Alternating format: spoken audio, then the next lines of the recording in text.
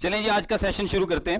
پیدائش کی کتاب اس کا 7واں باب کھول لیں کلام مقدس میں سے. پیدائش کی کتاب اس کا 7واں باب, اور یہ طوفان کے بارے میں لکھا ہے. اور خداوند نے نوح سے کہا کہ تو اپنے پورے خاندان کے ساتھ کشتی میں آ, کیونکہ میں نے تجھی کو اپنے سامنے اس زمانے میں راست باز دیکھا ہے. کل پاک جانوروں میں سے 7 نر اور ان کی مادہ, اور ان میں سے جو پاک نہیں ہیں 2 نر اور ان کی مادہ اپنے ساتھ لے لینا. اور ہوا کے پرندوں میں سے بھی 7 نر اور مادہ لینا, تاکہ زمین پر ان کی نسل باقی رہے. کیونکہ 7 دن کے بعد میں زمین پر 40 دن اور 40 رات پانی برساؤں گا, اور ہر جاندار شے کو جسے میں نے بنایا زمین پر سے مٹا ڈالوں گا. اور نوح نے وہ سب جیسا خداوند نے اسے حکم دیا تھا کیا. اور نوح 600 برس کا تھا جب پانی کا طوفان زمین پر آیا. تب نوح اور اس کے بیٹے اور اس کی بیوی اور اس کے بیٹوں کی بیویاں اس کے ساتھ طوفان کے پانی سے بچنے کے لیے کشتی میں گئے. اور پاک جانوروں میں سے ان جانوروں میں سے جو پاک نہیں, اور پرندوں میں سے اور زمین پر کے ہر رینگنے والے جاندار میں سے 2 نر اور مادہ کشتی میں نوح کے پاس گئے, جیسا خدا نے نوح کو حکم دیا تھا. اور 7 دن کے بعد ایسا ہوا کہ طوفان کا پانی زمین پر آ گیا. نوح کی عمر کا 600واں سال تھا کہ اس کے دوسرے مہینے کی ٹھیک 17ویں تاریخ کو بڑے سمندر کے سب سوتے پھوٹ نکلے, اور آسمان کی کھڑکیاں کھل گئیں, اور 40 دن اور 40 رات زمین پر بارش ہوتی رہی. اسی روز نوح اور نوح کے بیٹے سم, حام اور یافت, اور نوح کی بیوی اور اس کے بیٹوں کی تینوں بیویاں, اور ہر قسم کا جانور اور ہر قسم کا چوپایا اور ہر قسم کا زمین پر کا رینگنے والا جاندار اور ہر قسم کا پرندہ اور ہر قسم کی چڑیا, یہ سب کشتی میں داخل ہوئے. اور جو زندگی کا دم رکھتے ہیں ان میں سے 2 کشتی میں نوح کے پاس آئے. اور جو اندر آئے وہ جیسا خدا نے اسے حکم دیا تھا سب جانوروں کے نر و مادہ تھے. تب خداوند نے اس کو باہر سے بند کر دیا, اور 40 دن تک زمین پر طوفان رہا, اور پانی بڑھا, اور اس نے کشتی کو اوپر اٹھا دیا. سو کشتی زمین پر سے اٹھ گئی, اور پانی زمین پر چڑھتا ہی گیا, اور بہت بڑھا, اور کشتی پانی کے اوپر تیرتی رہی. اور پانی زمین پر بہت ہی زیادہ چڑھا, اور سب اونچے پہاڑ جو دنیا میں ہیں چھپ گئے. پانی ان سے 15 ہاتھ اور اوپر چڑھا, اور پہاڑ ڈوب گئے. اور سب جانور جو زمین پر چلتے تھے, پرندے اور چوپائے اور جنگلی جانور اور زمین پر کے سب رینگنے والے جاندار اور سب آدمی مر گئے. اور خشکی کے سب جاندار جن کے نتنوں میں زندگی کا دم تھا مر گئے, بلکہ ہر جاندار شے جو روئے زمین پر تھی مر مٹی, کیا انسان, کیا حیوان, کیا رینگنے والا جاندار, کیا ہوا کا پرندہ, یہ سب کے سب زمین پر سے مر مٹے. فقط ایک نوح باقی بچا, یا وہ جو اس کے ساتھ کشتی میں تھے. اور پانی زمین پر 150 دن تک چڑھتا رہا. آمین. یہ 7واں باب ہمیں طوفان کی سٹوری بتاتا ہے کہ کس طرح سے طوفان نے اس زمین کو تباہ کیا. ہم پہلے بھی اس بات کو ڈسکس کر چکے ہیں کہ یہ جو طوفان آیا تھا یہ گلوبل تھا. یہ کیا تھا؟ گلوبل. اچھا, اب گلوبل کا کیا مطلب ہے؟ گلوبل کا یہ مطلب ہے کہ یہ طوفان کوئی لوکل طوفان نہیں تھا. بہت سارے لوگ اس کو اور ایون کہ ہمارے آس پاس بھی بہت سارے لوگ اس کو اس طرح سے بیان کرنے کی کوشش کرتے ہیں کہ نوح کی قوم پر طوفان آیا تھا, جس طرح کہتے ہیں نا لوط کی قوم پر عذاب آیا تھا, نوح کی, مطلب اس طرح سے اس کو بیان کرنے کی کوشش کرتے ہیں. اور بہت سارے سائنسدان اور بہت سارے تھیولوجینز اور بہت سارے لوگ اس کو لوکل طوفان کے طور پر پیش کرتے ہیں کہ مسوپتامیہ کا جو ریجن ہے, وہ جو ویلی ہے, وہ جو علاقہ ہے, وہاں پر یہ طوفان تھا, اور یہ پوری دنیا میں نہیں تھا. لیکن کلام میں بار بار لکھا ہے کہ خدا کیا کہتا ہے کہ تو 2 کو لے لے تاکہ ان کی نسل باقی رہے. اگر آپ غور کریں تو آپ کو بے انتہا وجوہات ملیں گی کہ یہ طوفان کوئی لوکل طوفان نہیں ہے. جب خدا کہتا ہے کہ ساری چٹانیں چھپ گئی, تو اگر آپ دیکھیں کہ اس ایریے کی بھی ساری چٹانیں چھپ گئی ہیں تو پھر اس کا مطلب کیا ہے کہ پانی وہاں سے سائیڈ کو نکلے گا. یا تو آپ دیوار کھڑی کریں بیچ میں. اگر آپ کہیں کہ جی اس آپ کے علاقے میں طوفان آیا اور طوفان کو 400 فٹ یا 500 فٹ بلند ہے, تو کیا پانی صرف اسی ایریے میں رہے گا؟ پانی تو پھر نکلے گا یہاں سے. اور جب یہ لکھا ہے کہ ساری چٹانیں چھپ گئی تو اس کا مطلب ہے کہ وہ چٹانوں سے اوپر چلا گیا. تو اب اوپر جب چلا گیا تو وہ پھر سائیڈوں پہ جائے گا. سو یہ نہیں ہو سکتا کہ یہ لوکل طوفان ہو, کیونکہ ساری چٹانیں اس سے چھپ گئی تھی. اس کے علاوہ اگر لوکل طوفان ہی تھا تو پھر خدا کو کشتی بنانے کی کیا ضرورت تھی؟ پھر خدا کیا کرتا؟ نوح کو کہتا کہ اپنی بڈھی بچے لے آئے اور نال دی وادی سے چلا جا. آسان حل ہے نا. جس طرح لوط کو کہا تھا, لوط کے جو ان شہروں پر عذاب آیا تھا سدوم اور عمورہ پر, وہ لوکل تھا, یعنی وہ صرف اسی علاقے پر تھا. تو اس میں خدا نے لوط کو کیسے بچایا؟ اس کو کہا کہ اپنے مال و اسباب کو, اپنے رشتہ داروں کو لو, اپنے گھر والوں کو لو اور یہاں سے نکل جاؤ. تو اتنا بڑا بندوبست کرنے کی کیا ضرورت تھی کہ کشتی بناؤ, پھر سارے جانور ہوتے لے کے آؤ. 120 سال بیچارہ نوح کشتی بنا رہے, 120 سال اس نے کشتی بنائی ہے. تو پھر تو اس کا آسان حل یہ تھا کہ خدا نوح کو کہتا کہ تو اپنے خاندان کو لے اور یہاں سے فلانے علاقے کو چلا جا, کیونکہ وہاں پر طوفان نہیں ہوگا. پھر اس کے بعد بار بار لکھا ہے کلام میں کہ جتنے بھی اس علاقے میں تھے تمام روئے زمین.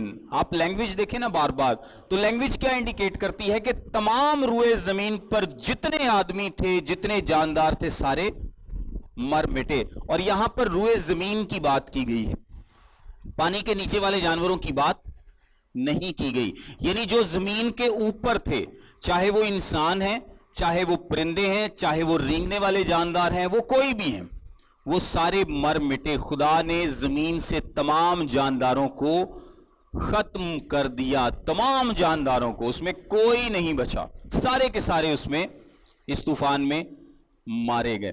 اور دو جانوروں کو رکھنے کا مقصد ہی یہ تھا, خدا نے کہا تاکہ ان کی نسل باقی رہے, تاکہ ان کی نسل باقی رہے. اور اگر لوکل طوفان ہے, ہر جگہ پر طوفان نہیں ہے, تو پھر تو اس کی بھی ضرورت نہیں تھی, کیونکہ اگر یہاں پہ جانور آ بھی جائیں گے تو کہیں نہ کہیں تو وہ موجود ہوں گے, کیونکہ دنیا کو 1656 سال گزر چکے ہیں. تو اس کا مطلب ہے کہ جانور پوری دنیا پر پھیل چکے ہوں گے. سو اس کا مطلب یہ ہے, اور بھی بہت ساری وجوہات آپ سوچ سکتے ہیں کہ یہ طوفان کوئی لوکل طوفان نہیں تھا, بلکہ یہ طوفان گلوبل تھا. اور سب سے بڑھ کر جو بات ہے وہ یہ ہے کہ کلام اس کو اسی طرح سے بیان کرتا ہے.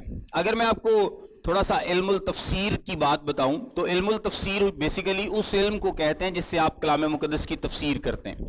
اس میں 3 طریقے ہیں, 3 طریقے سے تفسیر کی جاتی ہے, یعنی اس میں جو میتھڈز اپنائے جاتے ہیں. پہلا یہ ہے لٹرل. پہلا کیا ہے؟ لٹرل, یعنی فیس ویلیو پر جو کلام میں لکھا ہے.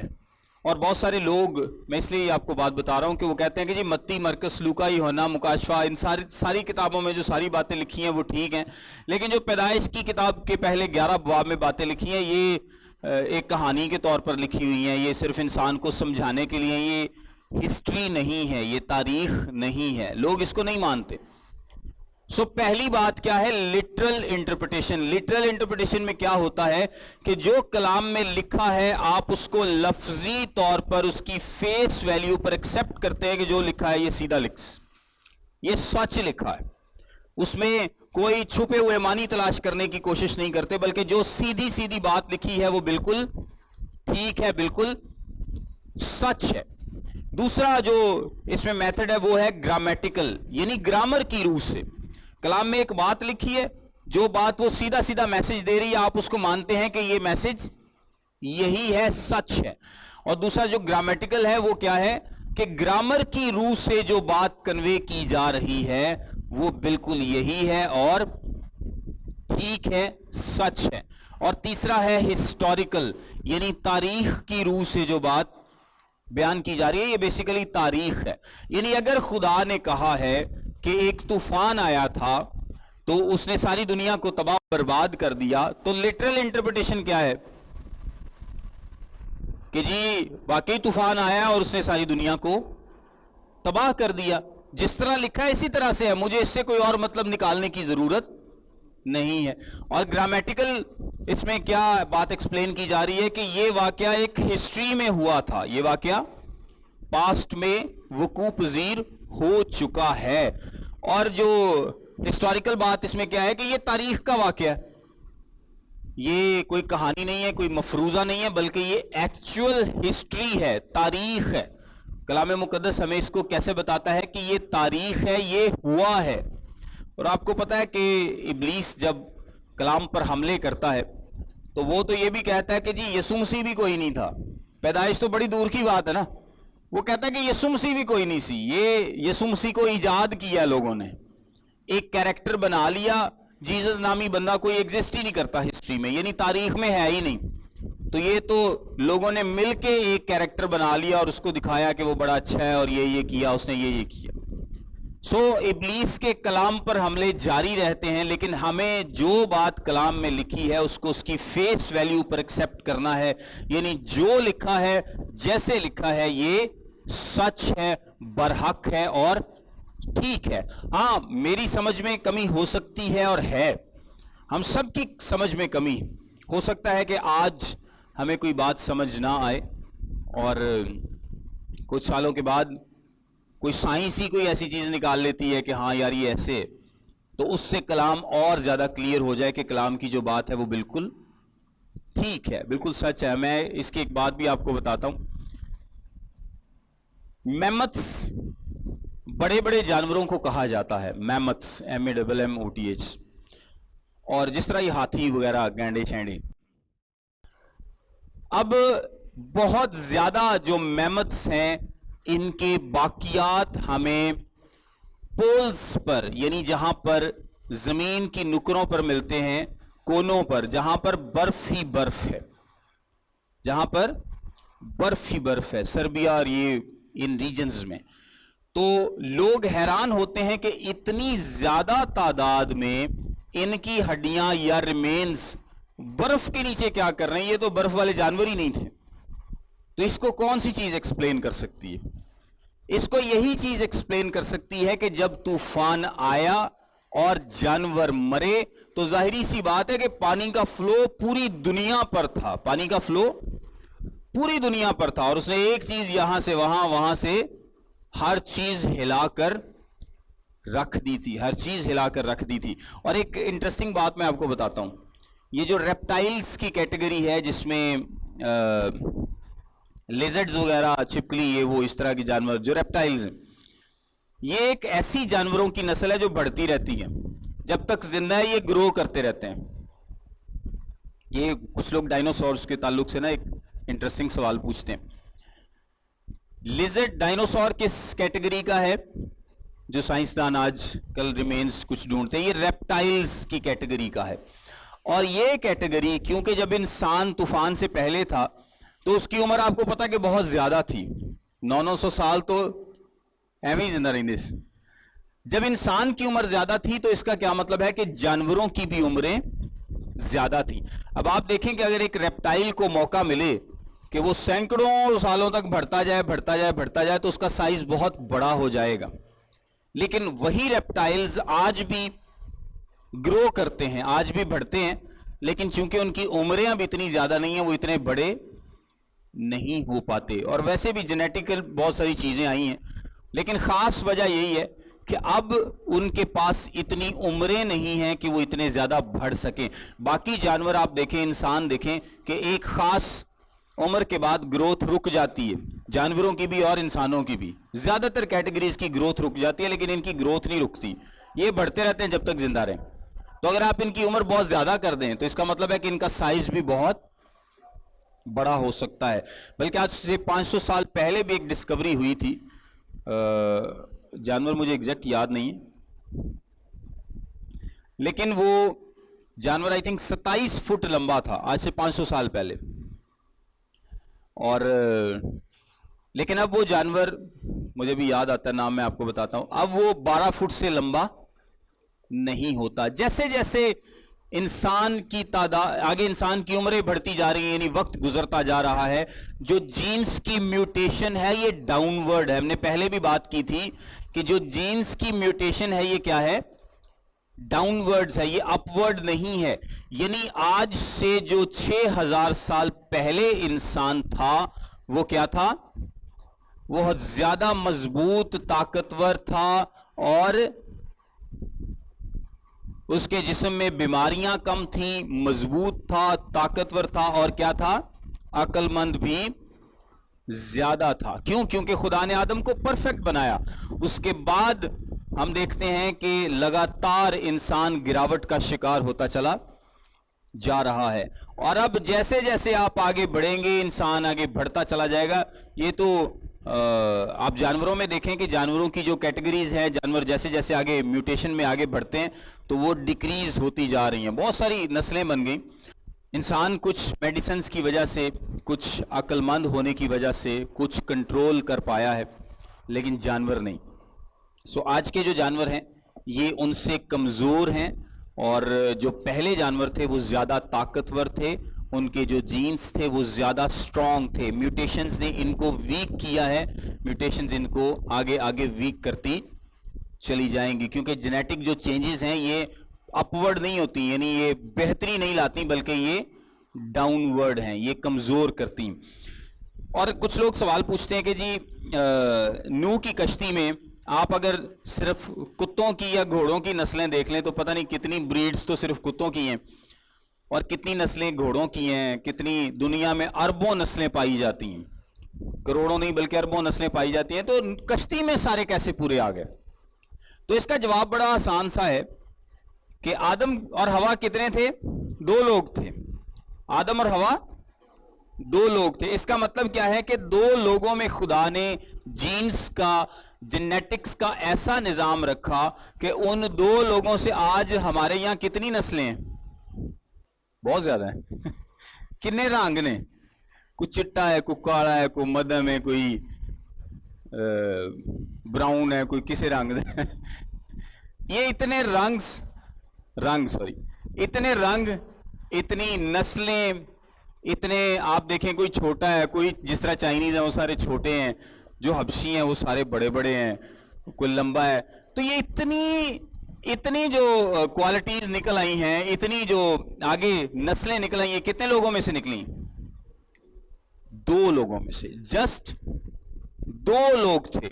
उन 2 लोगों के अंदर खुदा ने ऐसा जबरदस्त निजाम रखा था जो कि आगे जीन्स की यानी जेनेटिक जो चेंजेस बाद में होती रही और अब दुनिया में इतने ज्यादा लोग पाए जाते हैं। और कहा जाता है कि अगर अरबों खरबों की तादाद भी हो जाए तो कोई 2 शख्स एक जैसे नहीं होंगे 100%। खुदा ने जीन्स का ऐसा निजाम बनाया है कि अगर अरबों खरबों की तादाद भी हो जाए, लिमिटलेस भी कॉम्बिनेशंस बन जाएं, नस्लें बन जाएं, तो कोई 2 लोग 100% एक जैसे नहीं होंगे। तो क्या ये जानवरों के लिए बात ठीक नहीं है कि सिर्फ एक घोड़े की नस्ल एक ही काफी है? अब आगे उसमें चाहे 100 ब्रीड्स निकल आए, चाहे 200 निकल आए, चाहे 500 निकल आए, जिस तरह इंसानों में। तो लेकिन वहां पर कितने घोड़े गए थे? 2 ही। कुत्ते भी 2 ही, हाथी भी 2 ही। इसी तरह रेप्टाइल्स की कैटेगरी है। आप जो बड़ी बड़ी कैटेगरीज जब जानवरों की देखते हैं तो ये 2 ही गए थे, इसलिए इनको करोड़ों अरबों जाने की जरूरत नहीं थी। वो आगे म्यूटेशंस के जरिए, प्रोसेस आगे बढ़ने के जरिए ये नस्लें बढ़ती चली गई। सो खुदा नूह को कहता है कि तू अपने सारे खानदान समेत कश्ती में आ जा, क्योंकि ग्लोबल फ्लड आने वाला है। अब कोई नहीं बचेगा इस जजमेंट से, कोई नहीं बचेगा। सारी की सारी दुनिया जो है वो तबाह होने वाली है। और यहां पे जो गौरतलब बात आप देखें कि कुल पाक जानवरों में से 7 और जो नापाक जानवर उनमें से 2। अब पाक जानवर, नूह को कैसे पता चला कि कौन से पाक जानवर हैं? ये खुदा ने उसे बताया होगा, क्योंकि कुर्बानी का निजाम पहले दिया गया था।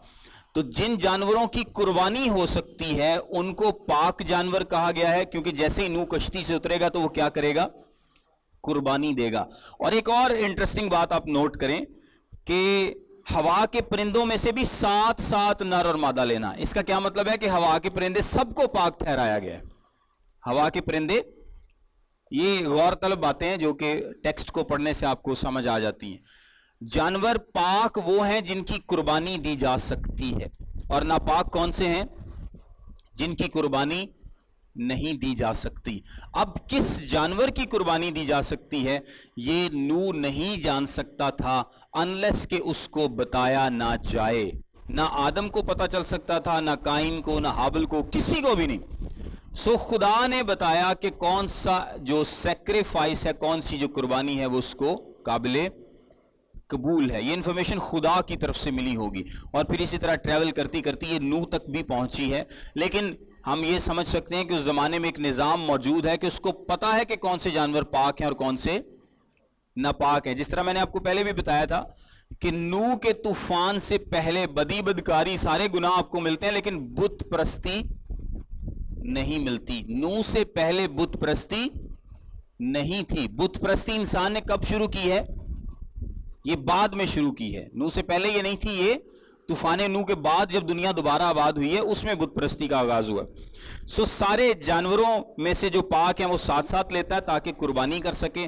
اگر دو دو ہی لے گا تو قربانی کرے گا تو وہ تو نسل گئی نا، وہ نسل تو پھر، کیونکہ یہ خدا کی پلاننگ ہے، یہ ہماری پلاننگ نہیں ہے۔ ہماری پلاننگ اسی طرح کی ہوتی ہے کہ ہمیں فیوچر کا نہیں پتا ہوتا، لیکن خدا کو پتا تھا کہ کیا ہوگا، اس لیے خدا نے یہاں پر کہا کہ اس کو ساتھ ساتھ جانور لے اور پرندوں کے بھی ساتھ ساتھ جوڑے لے، کیونکہ 7 دن کے بعد زمین پر 40 دن اور 40 رات پانی برساؤں گا، ہر جاندار شے کو جسے میں نے بنایا زمین پر سے مٹا ڈالوں گا۔ اب یہ بارش کتنے دن ہوگی؟ 40 دن اور 40 رات۔ ہم نے پیدائش کی کتاب میں ایک بات پڑھی تھی کہ خدا نے جب فضا کو بنایا تو خدا نے کیا کیا؟ اوپر کے پانی کو نیچے کے پانی سے جدا کیا۔ اگر ہم آج کی بات کریں نا کہ کرنٹلی اس دنیا میں جتنے بھی بادل ہیں یا جتنی بھی فوگ ہے یا مسٹ ہے یا کچھ بھی اس طرح کا پانی ہوا میں معلق ہے، اگر یہ سارا پانی بھی بارش میں بہا دیا جائے، آج سائنس یہ کہتی ہے کہ جتنے بھی بادل دنیا میں موجود ہیں اگر یہ سارے کے سارے بارش کے ذریعے زمین پر آن گریں تو زمین پر آپ کو پتا ہے کہ پانی کا لیول کتنا بڑھے گا؟ پتا ہے کسی کو؟ اگر سارے بادلوں کا پانی زمین پر آ جائے تو زمین کا لیول 1 انچ سے تھوڑا سا کم بڑھے گا، 1 انچ سے بھی کم، 1 انچ بھی زمین تے فرق نہیں پینا۔ اگر سارے کے سارے بادل، ساری زمین کی بات کر رہا ہوں، لیکن سارا بادل ساری زمین پر پھیلا دیا جائے تو زمین پر 1 انچ سے بھی کم فرق پڑے گا۔ اس کا مطلب ہے کہ پانی کی تعداد بڑی کم ہے، بادلوں میں پانی کی تعداد کم ہے۔ سو اتنی کم تعداد میں جو پانی ہے وہ ساری زمین کو کیسے ڈبائے گا کہ بڑے سے بڑا پہاڑ بھی جو ہے وہ اس میں چھپ جائے، بڑے سے بڑا پہاڑ بھی چھپ جائے۔ سو اس کا مطلب ہے کہ کچھ اور تھا، کچھ ڈیفرنٹ تھا، اور یہ میں نے آپ کو بتایا تھا کہ یہی مانا جاتا ہے کہ اس سے پہلے، یعنی میں اگر تھوڑے سے پہلے ماحول کی بات کروں کہ طوفان سے پہلے بارش نہیں تھی، طوفان سے پہلے بارش نہیں تھی، زمین سے کوہر اٹھتی تھی اور زمین کو سیراب کرتی تھی۔ اب یہ جو کوہر ہے یہ بیسیکلی کیا ہے؟ یہ مسٹ اس کو کہا گیا ہے، لیکن یہ بیسیکلی آپ اس کو چشمہ کہہ لیں، ایک انڈر واٹر جو انڈر گراؤنڈ چشمے نہیں ہوتے جس طرح زمین سے پانی نکلتا ہے، کہ زمین کے اندر سے پانی زمین کو سیراب کرتا تھا، یعنی پانی اوپر سے نہیں بہتا تھا۔ اور آپ یہ دیکھیں کہ یہ زیادہ بہتر طریقہ ہے زمین کو سیراب کرنے کا اگر آپ زمین کے نیچے سے اس کو پانی ملے۔ اگر آپ پودے کو اوپر سے پانی دیں گے، اور دوسرا طریقہ یہ ہے کہ آپ اس کو نیچے سے پانی دیں، جڑوں سے، اور سائنس آج کل اس پہ کچھ کام بھی کر رہے ہیں وہ لوگ کہ کس طرح سے آپ پائپ لگا کے اس کو نیچے سے پانی دے سکتے ہیں، تو جو نیچے سے پانی دیا جائے گا وہ بہتر ہے، وہ بہتر گرو کرے گا پلانٹ اس میں۔ سو پہلے خدا کا نظام کیسا تھا کہ نیچے سے سب کو پانی ملتا تھا، تمام پودوں کو نیچے سے پانی ملتا تھا، یعنی زمین کے اندر سے خدا نے کیسا انتظام بنایا تھا، اوپر سے بارش نہیں تھی۔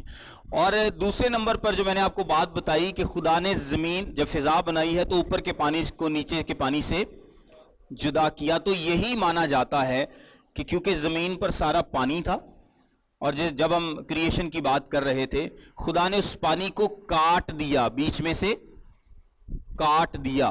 غور سے سنیے گا کہ جو زمین کے اوپر پانی ہی پانی تھا، خدا نے اس پانی کو کاٹا اور اس پانی کو کچھ اوپر کیا اور کچھ نیچے رہ گیا، کچھ اوپر کیا اور کچھ نیچے رہ گیا. غور سے سنیں اور اس کا جواب بھی ساتھ ساتھ دیں. اس کا مطلب ہے کہ درمیان میں ایک سپیس کریٹ ہو گئی، درمیان میں ایک جگہ کریٹ ہو گئی جس کو خدا نے آسمان کہا. اب ایک کینوپی تھیوری ہے، اور وہ تھیوری کیا ہے کہ یہ جو خدا نے پانی اوپر کیا ہے، یہ کوئی بادلوں والا پانی نہیں بلکہ ایک پانی کی بڑی لیئر تھی، اور اس میں بہت زیادہ پانی تھا جو کہ خدا نے زمین سے اوپر کر دیا اور بیچ میں ایک فضا بنا دی. اس کے بعد خدا نے پھر زمین بھی بنائی، یعنی جو پانی نیچے رہ گیا اس کو اکٹھا کر دیا اور خشکی نظر آنے لگی. لیکن جو پانی اوپر تھا یہ اوپر ہی لٹکا رہا، یہ اوپر لٹکا رہا اور درمیان میں فضا بن گئی. اس کو بولتے ہیں کہ خدا نے ایک کینوپی بنا دی تھی، یعنی پانی کی ایک لیئر زمین کے آس پاس بنا دی تھی، اور وہ بہت بڑی لیئر تھی. اور یہی اندازہ لگایا جاتا ہے کہ کیونکہ اس لیئر میں سے ہو کر لائٹ زمین تک پہنچتی تھی، سو الٹرا وائلٹ جو ریز ہیں اس کا اتنا اثر نہیں تھا. اب بہت سارے سوال سائنسدان اس پر کھڑے کرتے ہیں کہ اگر آپ پانی میں سے لائٹ گزاریں گے اور پھر زمین پر روشنی پہنچے گی اور چاروں طرف پانی ہی پانی ہوگا، تو پھر زمین کا درجہ حرارت 200 ڈگری سینٹی گریڈ سے بھی زیادہ ہو سکتا ہے، جو کہ بھون کے رکھ دے گا سب کو. اس طرح بہت سارے سوال لوگ اٹھاتے ہیں، لیکن ہم نہیں جانتے ایگزیکٹلی کہ کس طرح سے خدا نے اس پانی کو فضا میں معلق کیا تھا، یا اگر پانی کو فضا میں معلق کیا ہے تو کس طرح سے خدا نے یہ نظام مقرر کیا کہ زمین پر درجہ حرارت ایک مناسب حد سے نہ بڑھے. اور یہ ہم اس لیے بھی جانتے ہیں کہ زمین کا درجہ حرارت بالکل مناسب تھا کیونکہ پھل، سبزیاں، درخت، سب چیزیں بہترین طور پر گرو کر رہے تھے، اور انسان کے لیے اتنا موافق ماحول تھا کہ وہ 900 سال زندہ رہ رہا ہے. اب تو موسم کی شدت ہے، موسم کی جو شدت ہے یہ طوفان نوح کے بعد میں آئی ہے، اس سے پہلے موسم کی شدت نہیں تھی. یہ بڑے بڑے طوفان، شدید گرمی، شدید سردی، یہ جو بارش، یہ ساری چینجز یہ بعد کی ہیں. اس سے پہلے بڑا اچھا اور وارم قسم کا ماحول تھا جو کہ انسان کے لیے بھی بہت اچھا تھا اور جانور کے لیے بھی بہت اچھا تھا، اور پانی بھی نیچے سے ملتا تھا، یعنی چیزیں گرو بھی کرتی ہیں، چیزوں کی بیماریاں بھی کم ہیں کیونکہ خدا نے خاص نظام بنایا ہے، اور اس کے بعد لوگ لمبی لمبی عمریں جیتے تھے. سو یہی مانا جاتا ہے کہ جب خدا نے یہ جو 40 دن اور 40 رات بارش برسائی ہے، تو یہ بیسیکلی جب زمین کے سوتے کچھ پھوٹے اور کچھ آسمان کے، اور جو آسمان سے پانی آیا ہے یہ وہ پانی ہے جو کہ فضا میں معلق تھا، اور یہ وہ پانی زمین پر آیا اور وہ اتنا زیادہ تھا کہ اس نے ساری زمین کو بالکل غرق کر دیا، یہاں تک کہ سارے پہاڑ بھی چھپ گئے. آگے 11ویں آیت سے پڑھتا ہوں میں، لکھا ہے، بلکہ 10ویں آیت سے، اور 7 دن کے بعد ایسا ہوا کہ طوفان کا پانی زمین پر آ گیا. یعنی جب نوح کی عمر کا 600واں سال ہے تو خدا نے ان کو کہا کہ تو سب کو کشتی میں لے لے، اور اس حکم کے 7 دن کے بعد بارش شروع ہوئی ہے. اس حکم کے 7 دن کے بعد بارش شروع ہوئی ہے. اب کچھ لوگوں کا خیال ہے کہ یہ جو 7 دن ہے یہ بیسیکلی متوسلہ فوت ہوا تھا، اور اس کے لیے ماتم کرنے کے لیے خدا نے 7 دن دیے تھے، لیکن یہ کوئی تکا ہی ہے، مطلب یہ کلام اس بات کو پیش نہیں کرتا. تو یہ 7 دن کیوں خدا نے بیچ میں دیے ہیں؟ لیکن اس کا ایک انٹرسٹنگ پیرلل آپ کو ملے گا کہ مکاشفہ کی کتاب میں جب ہم پڑھتے ہیں کہ یسوع مسیح دوبارہ آئے گا، تو اس سے پہلے ایک ایذا رسانی کا دور ہے جس میں سب ستائے جائیں گے، اور وہ کتنے سال کا ہے؟ 7 سال کا ہے. یعنی وہ دور جو یسوع مسیح کے آنے سے پہلے ہے وہ بھی 7 سال کا، اور یہاں پر بھی 7 دن ہے. میں اس سے کوئی مطلب نہیں نکال رہا، لیکن ویسے ایک پیرلل کے طور پہ آپ کو بتا رہا ہوں. نوح کی عمر کا 600واں سال تھا، اور اس کے دوسرے مہینے کی ٹھیک 17ویں تاریخ کو बड़े समंदर के सब सोते फूट निकले और आसमान की खिड़कियां खुल गईं। अब ये जैसे लिखा ना आसमान की खिड़कियां खुल गईं, तो ये वही बात लोग बयान करते हैं कि जो पानी ऊपर खुदा ने ठहराया हुआ है उसको खुदा ने रिलीज कर दिया और वो बहुत तेज बहाव के साथ जमीन पर आने लगा। लेकिन एक और चीज भी है कि जमीन के सोते भी फूट निकले। और मैंने आपको पहले बताया था कि जो जमीन और कॉन्टिनेंट्स हैं, आज दुनिया में कितने बरे आजम हैं? 7। दुनिया में 7 बरे आजम हैं। और ये जो 7 बरे आजम हैं, उस वक्त ये 7 नहीं थे, बल्कि जमीन थी और समंदर था। जमीन थी और ना इतने बड़े पहाड़ थे। यानी इसकी बेसिस पे बहुत सारी एक्सप्लेनेशन भी दी जाती है, बहुत ज़्यादा इसकी तफसील भी बताई जाती है, लेकिन मैं आपको खुलासतन बता रहा हूँ कि इतने बड़े पहाड़ भी नहीं थे, इतनी गहरी वादियाँ भी नहीं थी, और ज़मीन जो थी वो इकट्ठी थी, पानी इकट्ठा था। यानी ज़मीन को खुदा ने अलग किया था, पानी को अलग किया था, पानी समंदर था, ज़मीन खुश्की थी। लेकिन जब तूफान आया तो उसके बाद इतने बड़े कैटेक्लिज्मिक चेंजेस आए कि उसने जमीन को हिलाकर रख दिया, जमीन को हिलाकर रख दिया। और इसका मैं थोड़ा सा लॉजिक आपको बताता हूं कि जब भी कभी जमीन के अंदर से कोई वॉल्केनिक एरप्शन होती है, यानी कोई पहाड़ फटता है, आपको पता है कि जमीन की जो क्रस्ट है, जो ऊपर वाला हिस्सा है, इसके नीचे आप मेंटल है और फिर कोर है।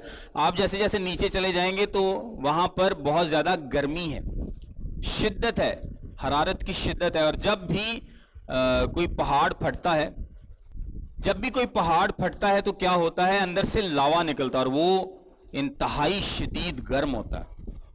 सो यही माना जाता है कि जो जमीन के सोते फूट निकले हैं, उस वक्त बेसिकली हुआ ये था कि जमीन के नीचे बहुत सारे जो पहाड़ हैं, बहुत सारे जो वॉल्केनोज हैं, ये फटे, लावा इनमें से निकला, इसने पूरी धरती को हिलाया। जो प्लेट्स, जिनको जमीन की प्लेट्स कहा जाता है, जो क्रस्ट की हैं, ये सारी हिल गई और इनसे कुछ तो पहाड़ ऊपर निकल आए और कोई कोई जगह बहुत गहरी हो गई। कुछ पहाड़ बन गए, कुछ जमीन गहरी हो गई। यानी पूरे का पूरा खुदा ने हिला कर रख दिया। और इस निजाम में, यानी जब जमीन के सोते फूट निकले हैं तो सारा पानी जमीन से भी बाहर निकल आया। यानी जब आपने एक धरती में पानी इकट्ठा किया है और वो पानी अपनी जगह पर कायम है और जो जमीन है वो अपनी जगह पर कायम है, लेकिन अगर वो जमीन तोड़ दी जाए तो इसका क्या मतलब है कि अब पानी का बहाव फ्री है, वो जहां उसको जगह मिलेगी जाएगा। और इसके अलावा जो जमीन के नीचे से शराब, खुदा ने एक इंतजाम बनाया था कि जमीन के नीचे पानी है, ये पानी भी ऊपर निकल आया, क्योंकि जब जमीन ही हिल गई है और कुछ पहाड़ बन गए हैं, कुछ गहरी खाइयां बन गई हैं, जिस तरह आप वैलीज देखते हैं या समंदर में बहुत ज़्यादा गहरी प्लेसेस देखते हैं, तो इसका मतलब है कि पानी ने सब चीज़ें हिला कर रख दी और जो पानी फिजा में था वो पानी भी नीचे आ गया। ज़्यादा असर नीचे के पानी का और कम असर ऊपर के पानी का, लेकिन ये पानी इतना ज़्यादा था कि इसने तमाम चोटियों को छिपा दिया। अब यहां पर एक और सवाल पूछा जाता है, लोग माउंट एवरेस्ट की मिसाल देना शुरू कर देते हैं कि जी माउंट एवरेस्ट इतनी ऊंची है। कितनी ऊंची है वैसे? 8.8 किलोमीटर। ये 8,800 मीटर है, इसीलिए मैंने किलोमीटर्स में पूछा था। सो ये अगर हम फुटों की बात करें तो ये तकरीबन 30,000 फुट के पास बनती है। ठीक है, ये 9,000 मीटर और ये तकरीबन 30,000 फुट बुलंदी बनती है। लेकिन ये जो माउंट एवरेस्ट है, ये उस वक्त माउंट एवरेस्ट नहीं थी। ये हम यही बात कर रहे हैं कि ये जो चेंजेस हैं ये कब आई हैं, ये उसके बाद आई हैं। लेकिन एक हमें मिसाल मिलती है, कश्ती किस पहाड़ पर रुकी है आके? अरारात के पहाड़ों पर। अरारात के पहाड़ों पर कश्ती आकर रुक गई। इसका मतलब है कि अरारात के पहाड़ भी अगर बाद में निकले हैं लेकिन आज भी तो मौजूद है ना। सो हमें एक मिसाल दी गई है कि इस रेंज में कश्ती आकर रुक गई और अरारात के पहाड़ जो हैं वो भी तकरीबन 17,000 से 20,000 फुट ऊंचे हैं, छोटे नहीं हैं वो भी 17 से 20,000 फुट ऊंचे हैं जहां पर कश्ती रुकी है। इसका क्या मतलब है कि पानी 17 से 20,000 फुट से भी ज्यादा اوپر تھا. اور اس زمانے میں جتنے بھی کوئی چھوٹی پہاڑیاں ہوں گی, ٹیلے ہوں گے, ان سب کو اس نے کور کر لیا. یہ ماؤنٹ ایوریسٹ, K2, یہ سارے پہاڑی سلسلے یہ بعد میں نکلے ہیں, یہ بعد میں نکلے. سو خدا نے اگین پانی کی ایک حد بندی کی اور چٹانیں جو ہیں وہ الگ ہو گئی. لیکن یہ اتنی بڑی چینجز تھیں جس سے آپ کو پتہ چلتا ہے کہ کس طرح سے میمتس یا بڑے بڑے جانور جو خشکی کے جانور ہیں وہ سربیا میں پہنچ گئے, اور یہ وہاں سے ان کی جو فاسلز ہیں وہ کیوں مل رہے ہیں. تو یہ بیسیکلی طوفان کی وجہ سے ساری چیزیں ہل کر رہ گئی تھی.